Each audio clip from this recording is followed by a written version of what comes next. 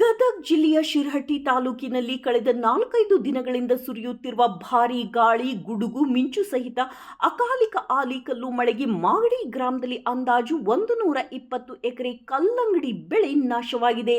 ಇದರಿಂದ ಇಲ್ಲಿನ ರೈತರಿಗೆ ಅಪಾರ ಪ್ರಮಾಣದಲ್ಲಿ ನಷ್ಟವಾಗಿದ್ದು, ಸರ್ಕಾರ ಈ ಕೂಡಲೇ ಪರಿಹಾರ ಒದಗಿಸಬೇಕು ಎಂದು ರೈತರು ಒತ್ತಾಯಿಸಿದ್ದಾರೆ.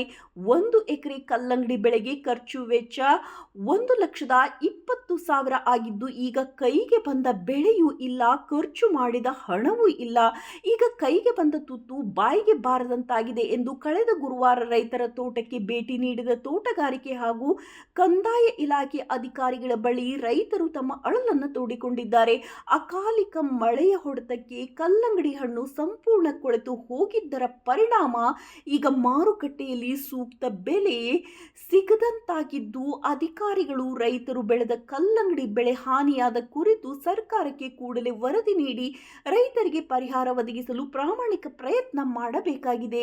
ವರದಿ ಚಂದ್ರಶೇಖರ್ ಸೋಮಣ್ಣನವರ್. ಅಧಿಕಾರಿಗಳ ಮಾತಾಗಿರುವಂತದ್ದು, ಯಾಕಂದ್ರೆ ಲಕ್ಷಾಂತರ ರೂಪಾಯಿ ಖರ್ಚು ಮಾಡಿ ಬೆಳೆದಂತ ಬೆಳೆ ಕೂಡ ಈಗ ಹಾನಿಯಾಗಿದೆ. ಹೀಗಾಗಿ ಸರ್ಕಾರ ಕೂಡ ನಮಗೆ ಸೂಕ್ತವಾದಂತಹ ಪರಿಹಾರವನ್ನ ಕೊಡಬೇಕು ಅನ್ನೋದು ರೈತರ ಒತ್ತಾಯವಾಗಿದೆ. ಈಗ ಸ್ಥಳಕ್ಕೆ ಅಧಿಕಾರಿಗಳು ಕೂಡ ಭೇಟಿ ನೀಡಿ ಪರಿಶೀಲನೆ ಕೂಡ ಮಾಡಿದ್ರೆ ನಾವು ಕೂಡ ಸರ್ಕಾರಕ್ಕೆ ವರದಿಯನ್ನು ಕೊಡ್ತೀವಿ. ವರದಿ ಕೊಟ್ಟು ಆದಷ್ಟು ಬೇಗ ರೈತರಿಗೆ ಪರಿಹಾರ ಒದಗಿಸುವಂತ ಕೆಲಸವನ್ನ ಮಾಡ್ತೀವಿ ಅನ್ನೋ ಮಾತನ್ನು ಕೂಡ ಹೇಳ್ತಾ ಇದ್ದಾರೆ. ಸಂತೋಷ್ ಕುನ್ನೂರ್, ನ್ಯೂಸ್ 18 ಗದಗ. ಮತ್ತೆ ಯಾರು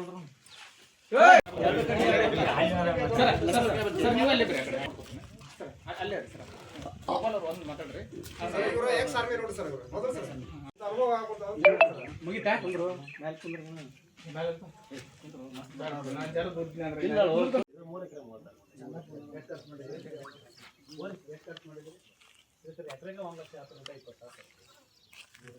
ಪ್ರತಿ ವರ್ಷ ಅವರ ವ್ಯಾಪಾರಸ್ಥರು ಬಂದು ಖರೀದಿ ಮಾಡ್ತಿದ್ರು.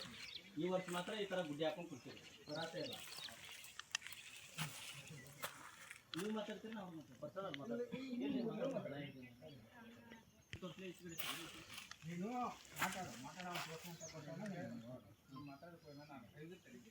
ಈಚೆಗಡೆ ಸರ್ಲಿ, ಈಚೆಗಡೆ ಸರ್ಲಿ.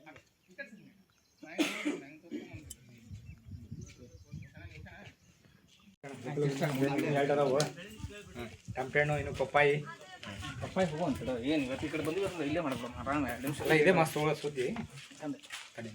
ಬ್ಯಾಲೆನ್ಸ್ ಈ ಕಡೆ ಐತಿ.